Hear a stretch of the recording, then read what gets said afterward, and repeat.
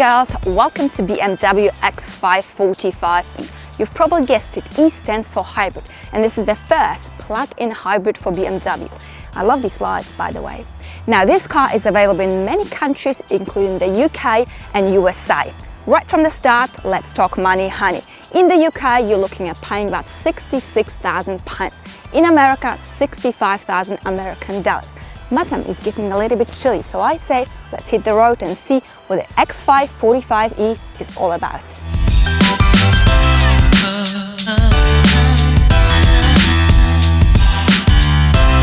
Alright, I say let's get down to nitty-gritty and let's launch this thing. I've got my magic box from Race Logic. I'm going to pop you into sport, gearbox into sport, foot on the brake, foot on the throttle. Let's see how good you are, X5, and let's see how good I am. Come on, BMW, give it to me. I did embarrass myself, but a lot less than last time. 5.83. Not bad, Anna, not bad. It could have been better.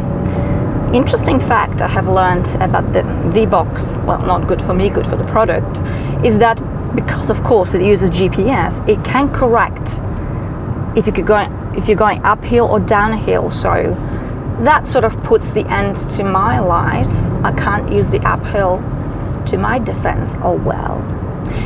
But if you think about it, 2.7 tons, 5.83 seconds, not bad.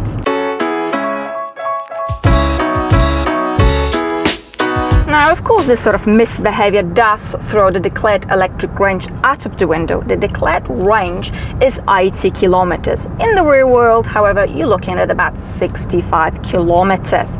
You might be able to squeeze 80 kilometers in a congested city at very low speeds if you really take it easy.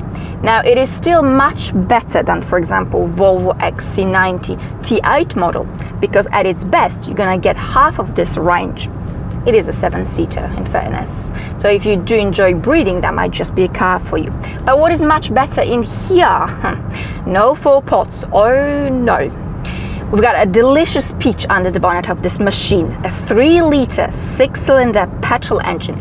This combined with electric motor pumps 394 horsepower, 600 newton meters of torque. Oh yes, I gotta give it to BMW. I simply appreciate them for not messing about.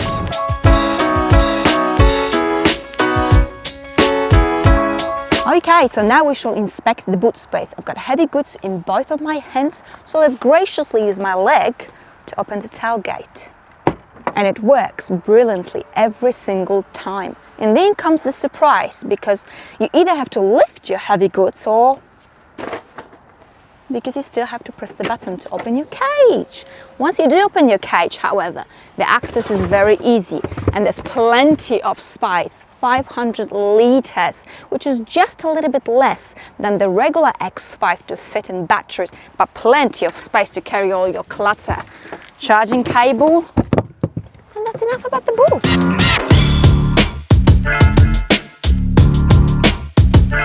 Now, because this is a plug-in hybrid, of course, you must care for it, you must stroke it. And it does involve a fair dose of stroking, because if you're using a home charger, it'll take you 7 hours to charge your battery. If you're using a regular socket, it'll take 11 hours. Yes, I told you.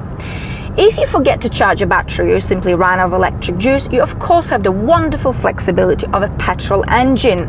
BMW declares fuel economy at 2.1 liters. Yes, 2.1 liters. I think men are kinder liars to me than BMW. Did you really think I'm gonna fall for a BMW? Of course not.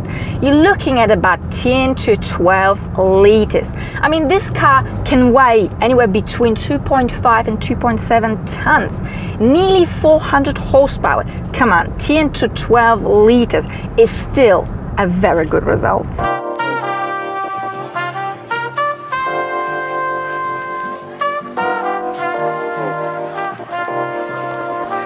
Let's have a look at the cabin. I've got to give it to BMW. They really stepped it up because the cabin is looking absolutely blimmin' lovely. We've got 2 trims. There's the X-Line and there's the more beefed up and loaded M Sport. The car I have with me today has got the M Sport package, but even the basic trim is actually very generous.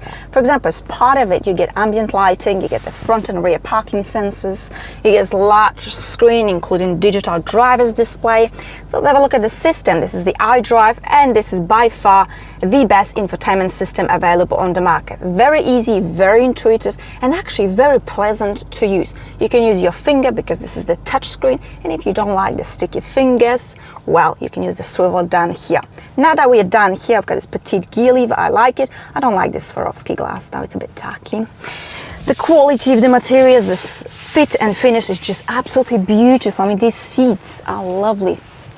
And the leather smells so good. I love this color combination, blue on the exterior and brown on the interior. Plenty of storage space, actually very, very practical, very Germanic large bottle. You can fit in easily. Wow, what can I say? It's definitely my cup of tea.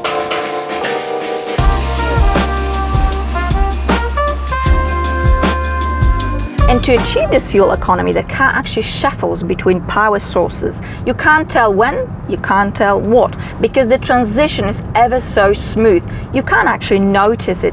Also probably thanks to the 8-speed automatic transmission, which is simply brilliant. At low speeds, at high speeds, when you're maneuvering in and out of car parks, the transmission is just... And frankly, I wouldn't expect anything less of BMW. Oh, baby.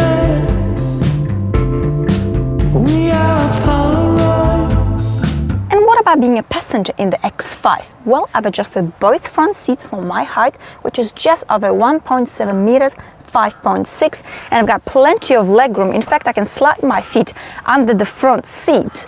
Very, very good headroom. What about the middle seat? Here on the floor, we've got a tiny hump.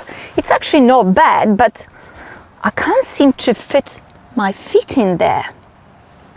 All of you foot fetish people, just when you thought it might be your day today, yeah, nah.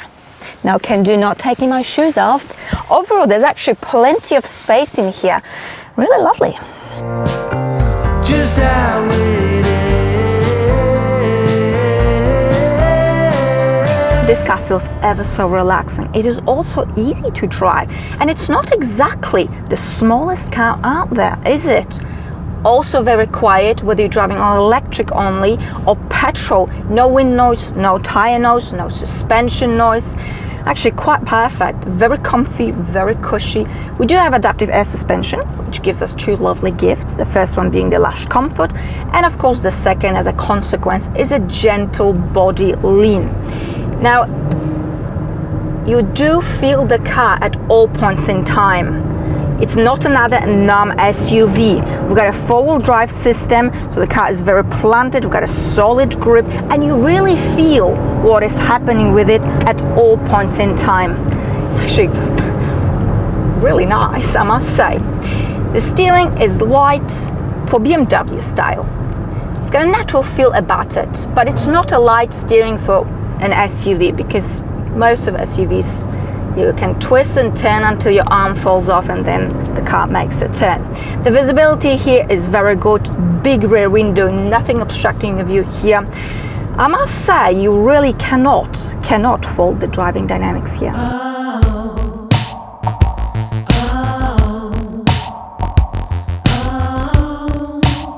Anyway, enough of this gentle cruising. I say let's pop you into sport mode and let's floor this thing. So the electric motor fills any turbo lag there might be to help you fire off, and oh boy, this thing fires off in an instant. I mean, it's just so effortless. You put your foot down and boom, off you go flying. Holy moly, it's got so much punch, this thing. I have to say, this engine combined with electric motor, it's got some lovely manners, this thing. I mean, you get such a lovely, peachy, sporty SUV ride. Oh, I like it. To wrap it all up, I have to say, it's hard to beat this car, actually. It's hard to fault it, other than perhaps the charging time. That's something BMW needs to work on. But other than that, if you get it on the company, you can knock quite a few dollars off your tax bill. I say it's a win-win, and absolutely blimmin' love it. So yes, that's it for today. Thank you very much for watching. I shall see you all next time. Bye.